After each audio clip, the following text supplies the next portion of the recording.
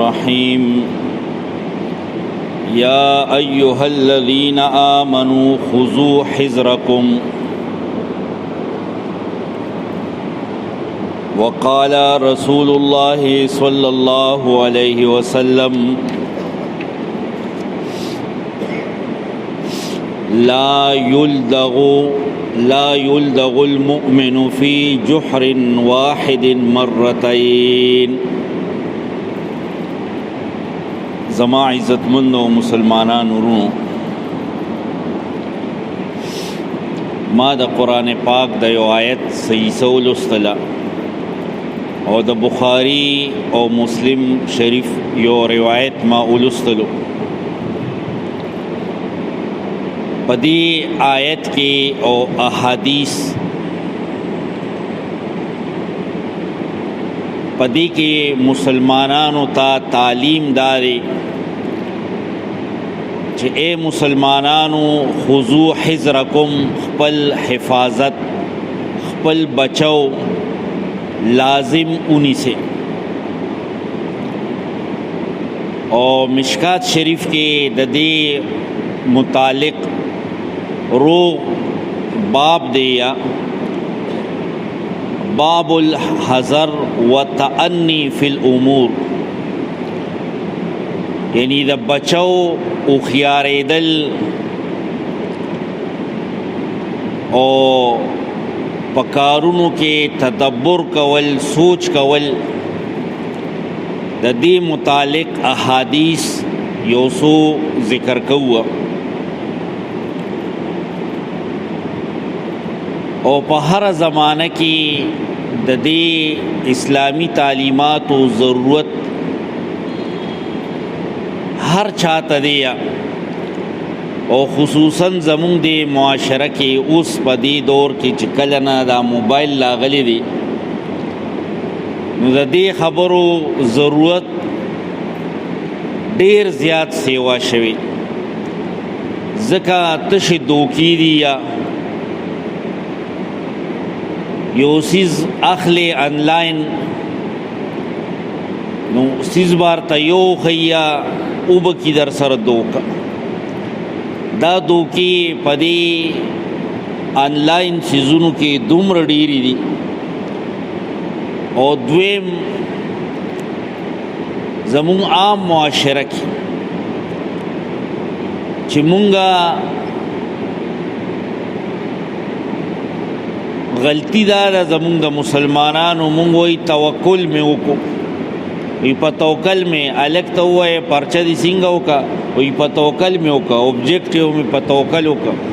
بچا ته ټیکو چا تکراس. اسلام رونو د دې تعلیم ورکیا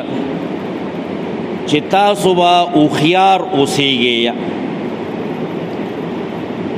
او اسلام د دې تعلیم ورکیا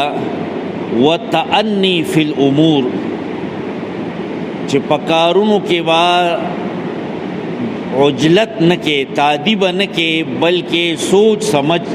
نہ بکار اخلی. دا آیت چې مول استلو نو اللہ تعالی فرمائی خذو حذرکم، اے مسلمانانو خپل حفاظت کوي، او خيار اوسیږي. خپل حفاظت کول دا د توکل خلاف نه دی. ګوره قرآن پاک کې دا صلات خوف طریقه ذکر ده کنه، چې په جهاد کې ته دا منځ کې یا نو څه کسان به منځو کې امام به ورله یو رکات ورکي، او څه کسان به رستو حفاظت د پاره یا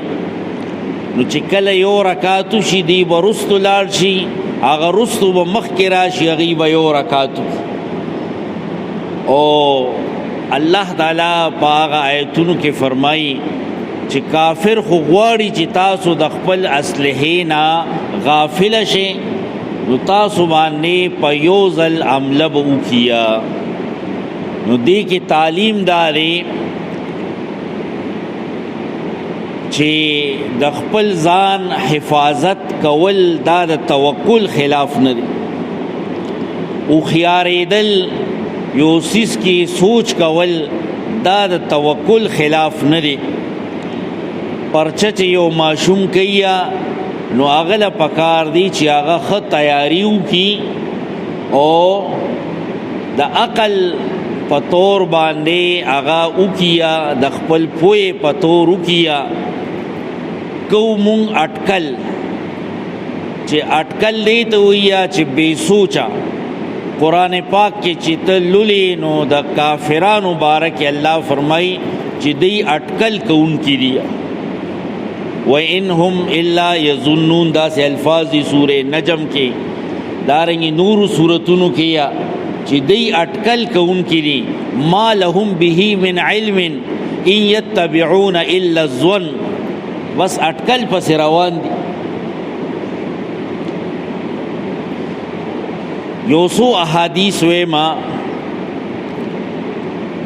نبی علیہ السلام فرمائی لا یلدغ المؤمن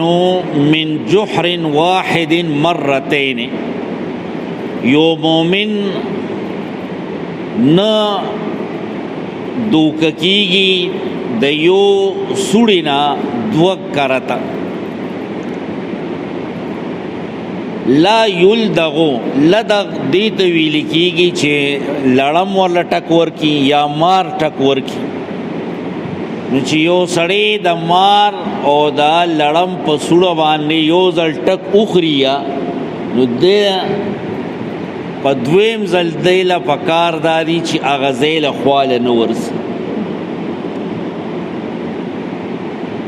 نو د دې مطلب دا دی چې اے مسلمانانو ځان ویښ کې ویښ. او دا وی پیغمبر علیہ السلام د یو شاعر باره کې ویلي وه، غالباً دا هغه نوم ابو غره داسې نوم یو شاعر و. هغه به د پیغمبر علیه السلام حج وکوله، د هغې په شان کې به یې ګستاخي کوله، شعرونه به یې جوړول. نو چې شعرونه یې جوړول نو یو ځل ګیر شو، ډېر منت یې وکوه، قیدیانو کې راغې، غزوه احد کې، غزوه بدر کې، نو بیا پرېښودلی شو. هغه ډېر عذر پیش کو چې یاره بیا به زه ستاسو په اشعارو کې بېعزتي او حج نه کوم. نو بیا دوباره د احد په موقع کې ګیر شو. نو څه کسانو سفارش وکوه، نو پیغمبر علیه السلام د هغې سفارش ونه منلو او وی فرمایل چې لا یلدغ المؤمن من جحر واحد مرتين، چې دوه کرتا یو مومن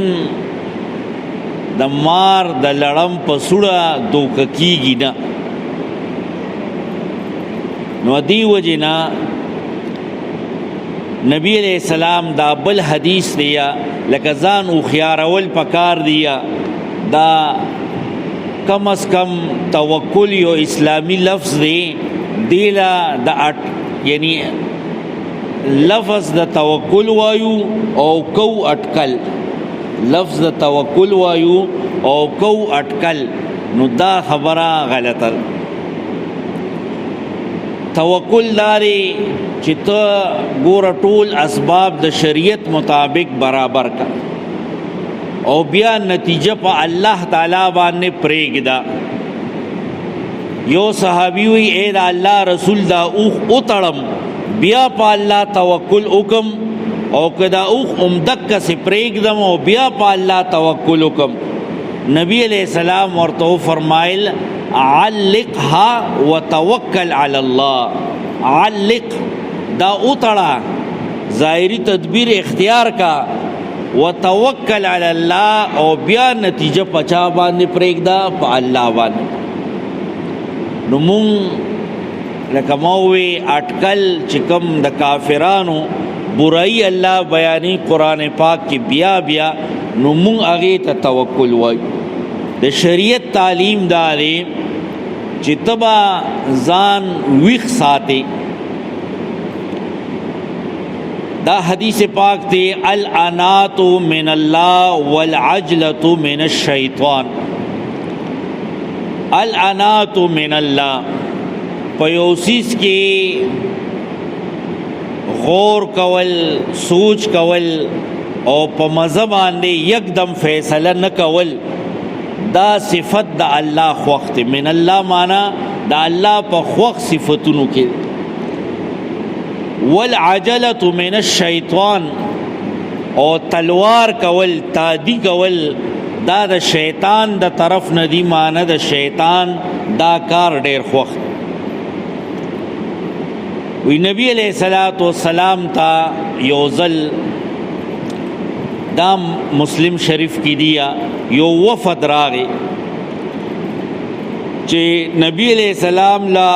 وفد راغی لاشجع عبد القیس. ابو منذر نومیو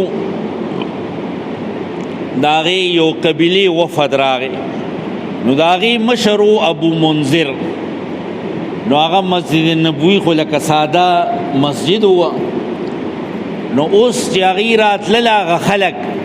نو ټول په منډه را روان دي چې د الله پیغمبر علیه السلام ووینو. ځکه مسلمانان شو راغه بس چې څنګه اسونه اوښان پرېښوه د مسجد نبوي نه بار، نو بس ټول جومات ته را منډې کې. د اسلام لکه دغه وه اول مدینه منوره کې مسلمانان شیو، پیغمبر علیه السلام لیدل غوښتلو، نو د هر چا محبت. نو اوس په منډه ټول ناروان او پیغمبر علیه السلام سره ملاویږي. یا وی پیغمبر علیه السلام بار هغه سړي ته ګوري، هغه ابو منذر ته ګوري چې کمی سردارو هغه څه چلو کو دی. خو هغه اوښان او اسونه ټول هم دقسې پرېښو که نه، هغه وتړل، ګیې ورته واچوله چې څه خوراکه وه. وی پیغمبر علیه السلام د مسجد نبوي نه هغه ته ګوري او ښه بې اولامبل پاکې کپړې واچولې او ښه په اطمینان سره راغی. په اطمینان سره راغی مسجد ته، نبی علیہ الصلوۃ والسلام سره ملو شو. نو نبی علیہ السلام ورته فرمایل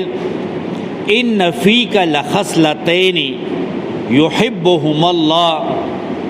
پتا کې اے ابو منذر دو خصلتونه دي، دو خوبې دي چې هغه الله تعالی ډیر خوښ دي. دا دو خوبې چې تا کې دي دا د الله ډیر خوښې دي. الحلم والاناءۃ.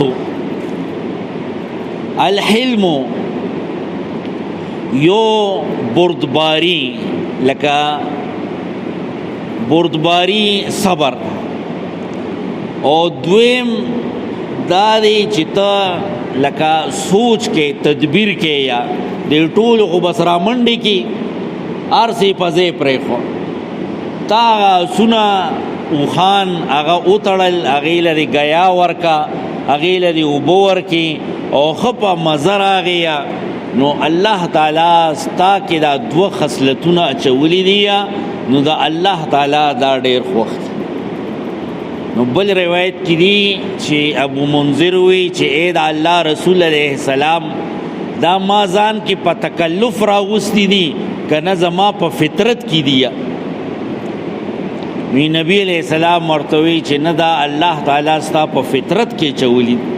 او هغه ډیر زیات خوشحاله شو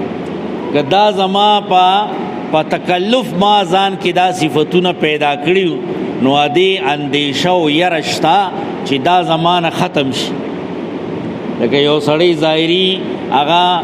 په تکلف یو شکل جوړ کړي، نو چې هغه ته فائدې ملو نشي، نو هغه شکل د شریعت مطابق ختم کی. او چې چا کې هغه په فطرت کې پړه کې د اسلام مینه او محبت یا، نو که هغه باندې هر څومره حالات راځي نو هغې نه هغه اوړي نه. نو زه ډېر خوشحاله شوم چې الله تعالی دا صفتونه زما په فطرت کې اچولی دي. دارنګې وان انس رضی الله عنه ان رجلا قال للنبي صلی الله علیه وسلم، وی انس رضی اللہ عنہ وی چې یو کس پیغمبر علیہ السلام ته عرض کو چې اوصینی ما ته نصیحت وکا نو فقال خذ الامر بالتدبیر چې کم کار کې نو بالتدبیر یعنی په سوچ سره کو تدبیر وی هغه انجام تا قتل داغی شاتا قتل انجام تے قتل خسوچ پہ کو د دنیا پا کار کی مثال تزمکا لیا نو دا مکو چیرا یو سڑے دے خق کولی پٹکی والی دے او غٹا گیرے دا او اے دا ٹولی پیسے والا او چکل دے خوخی بیارا پس انتقال کوا دا دا شریعت دا تعلیم خلاف دی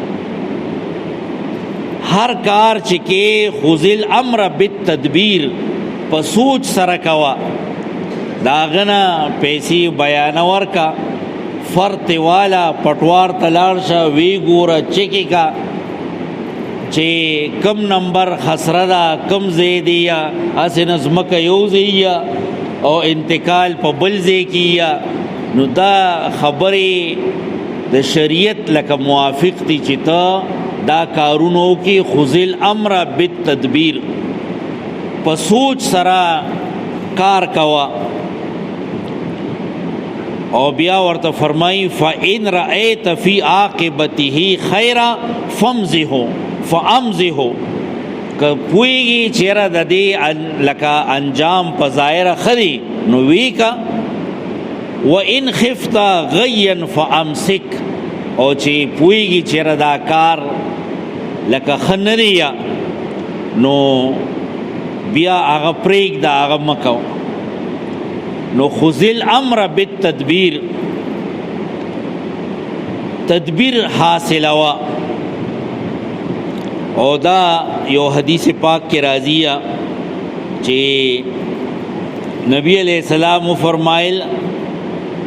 التؤدت فی کل شیء خیر الا فی عمل الاخرہ په هر چیز کې سوچ بچار سدیا هغه غوره دیا سیوای د آخرت په کارونو کې یعنی دې کې سوچ مکو چې زه نفل کوم چې دا وخیو که خرابي د آخرت سره چې کوم کارونه تعلق لري نو هغه بس کوا فاستبقوا الخیرات پدې کې خدایو بل نه وړاندې کیږي یا وفي ذلك فليتنافس المتنافسون د دې جنت په حصول کې یو بل نه په مینه کې په محبت کې ریس لګوي یا یو بل نه مخ کې کیږي یا او د دنیا په کارونو کې څه کوي یا سوچ کوي تدبر کوي یا اور نبی علیہ السلام فرمائل کہ انسان نیک سیرت اختیار کی الصمت الحسن او بردباری پیوسیس کی سوچ کول والاقتصاد او په خرچ کی بیان روی کول نه پیسې ډېری لګول او نه شومتیا کول پدی کی درمیانه حال اختیارول جزء من 40 و 20 جزءا من النبوة یو روایت کی راضی چی سلیرشتما حصہ د پیغمبره د نبوت د علم دا او بل روایت کی راضی 15 حصہ د نبوت د علم دا لکه د خوبون مبارک چی راضی چی نیک خوبونا دا 46 حصہ دا د نبوت د علوم نبوت 46 حصہ دا علماء ویا چې نبی علیہ السلام ټول د نبوت هغه زمانه حساب کیا نو هغه شپږ میاشتې چې پیغمبر علیہ السلام له وحی نو راغلی او رښتینی خوبونه به لیدل نو چې دا ټول تقسیم کین نو دغه 46 حصہ راځي نو نبی علیہ السلام فرمائل چې دا سریا اقتصاد او په هر چیز کې سوچ کول د علوم نبوت دا یو حصہ ده او ما ړومبي کې دا عرض کوه چې دا خبرې په دې موضوع باندې ولې زه بیان کوم ځکه چې نن سبا دوکې دړاکې ډېرې عام شو او خاص کر چې دا موبایل راغلی دی او دا انلاین کمی دوکې کیږي نو د دې اړو نظیر او اړو مثالی نشته دومره خلک دوکې ورکوي خیبر ته یو څیز روبلیږي در لبل نو دا دوکه الله تعالی صحابي ویا چې پیغمبر علیه السلام مونږ منع کړیو نهانا رسول الله صلی الله علیه وسلم عن اضاعة المال د مال ضایع کولو نه پیغمبر علیه السلام مونږ منع کړیو او پیغمبر علیه السلام چې کله معراج ته تلو او دا یو رکوع سورې بنی اسرائیل کې الله تعالی یعنی الته ورته حکم کړو چې خپل امت ته دا وایا چې د هغې په شروع کې هم د شرک نه منله او په دغه رکوع په آخره کې هم د شرک نه منله نو د هغې په آخره کې آخرني آیتونو کې دام دی چې خپل امت ته دا ووایه ولا تبذر تبذیرا ان المبذرین کانوا اخوان الشیاطین وکان الشیطان لربه کفورا چې بیځایه دی پیسې خرچ کوي نه مال دولت ته خرچ کوي نه ځکه بیځایه خرچ کوونکي د شیطان رونه دي او شیطان د خپل رب نه شکر دی نو چې یو سړی بیځایه پیسې لګوي نو دی د خپل رب نه شکر دی دی د الله تعالی نه شکر دی او دویم ما د عرض کوه چې زمون خلک اسلامی الفاظ داغی په مفهوم باندې صحیح نه پوهیږي داغی غلط طریقې سره استعمال کوي توکل په شریعت کې وایي چې د شریعت لکه کم اصول دي ظاهری کم اسباب دی هغه اختیار کا او په الله تعالی توکل وکړه نتیجه په الله تعالی پرېږده یعقوب علیہ السلام خپل بچو ته وی چې په مختلف دروازو باندې مصر ته په دویم ځل داخل شي خو بیا ورته فرمایي که دا الله تعالی د طرف نه څه ګرفت در باندې راغی نو زه پیغمبر تاسو نه هم تکلیف نشم لرې کولی وما اغنی عنکم من الله من شیء زه تاسو نه تکلیف نشم لرې کولی ولی ان الحکم الا لله حکم دا الله تعالی په کائنات کی چلیږي که تاسو باندې تکلیف راغی نو زه تاسو نه تکلیف نشم لرې کولی ځکه چې تکلیف لرې کوونکي مصیبت لرې کوونکي یو الله تعالی دی او ورپسې آیت کې الله فرمایي چې دا د یعقوب علیه السلام پړه کې یو اراده وه یو چاهت وه چې هغه خپل بچو ته وویه او هغه صاحب علم داو چې تدبیر اختیار کا خو نتیجه په چا باندې پرېږده په الله تعالی باندې پرېږده د تقدیر او د تدبیر چې کله مقابله راغه نو ګټي به تقدیر به ګټي او تدبیر به فیل کی خو تا ته د شریعت دا تعلیم دی چې تاسو د دنیا کارونو کې تدبیر اختیار کې تدبیر کوي او نتیجه په الله پرېږدي نو دې ته وایي توکل مونږ خلک اټکل کوو او هغه اټکل لپاره مونږ د توکل لفظ استعمالو نو دا غلطه ده نو الله تبارک و تعالی او دا دی چپټر کې په مشکات کې ډېر احادیث دي د عقل فضیلت الله تعالی ذکر کوي نو الله تعالی یک اسلام تعلیم داري چې د دنیا کارونو کې عقل استعمال وا په دین کې عقل مې استعمال وا ځکه دین عبادت دا ټول په نقل باندې دي لیکن د دنیا په کار کې عقل استعمال وا پیغمبر علیه السلام صحابه کرام د قلمونو نه منع ک چې د کجورو په ونو کې قلمونه مه کوئ نو پیداوار کم وشوه نو صحابه کرامو پیغمبر علیہ السلام ته وویه نو پیغمبر علیہ السلام ورته فرمایل کوي قلبونه لګوي انتم اعلم بامور دنیاکم تاسو د دنیا په خبرو یعنی خپويږئ یا چې څنګه پاغې کې نوې نوې طریقې په دنیا کې روباسه یا او ترقی کوي لیکن په دین کې یعنی نقل بچلوي نوې طریقې به نه روباسه چې هغې ته بدعات ویه ځکه هغې سره د اسلام هغه شکل و صورت وران شي او په دنیا کې عقل استعمالوي تدبیر اختیاروي قرآن پاک کې بیا بیا تاسو نه وایي افلا تعقلون افلا یعقلون الله دې نیک عمل توفیق راکړي واخر دعوانا